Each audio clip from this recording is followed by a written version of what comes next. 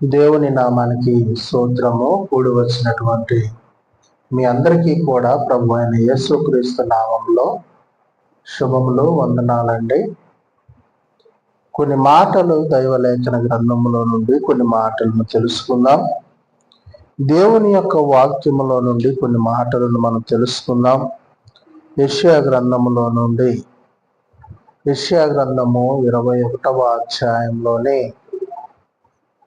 1వ వచనం నుండి కొన్ని మాటలను ప్రియులైనటువంటి దేవుని బిడ్డలారా, దేవుని యొక్క సేవకునికి చెప్పినటువంటి మాటను, దర్శనమును కనిపెడుతున్నటువంటి ప్రవర్తన గురించి మనం వింటూ ఉన్నాం.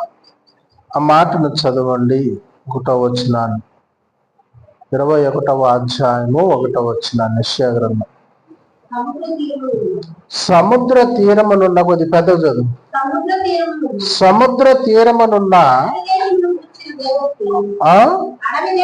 అడవి దేశమును కూర్చిన దేవోక్తి దక్షిణ దిక్కున సుడిగాలి విసిరినట్లు అరణ్యము నుండి, భీంకర దేశము నుండి అది వచ్చుచున్నది.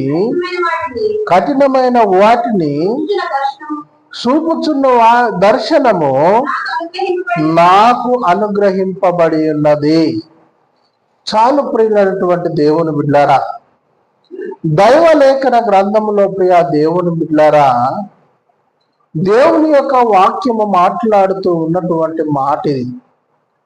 ఎవరు మాట్లాడుతూ ఉన్నారు అని అంటే, దేవుడు దర్శనము ద్వారా ప్రవక్తకు కలగజేసినటువంటి యెషయా భక్తునికి కలగజేసిన దర్శనం ఇది.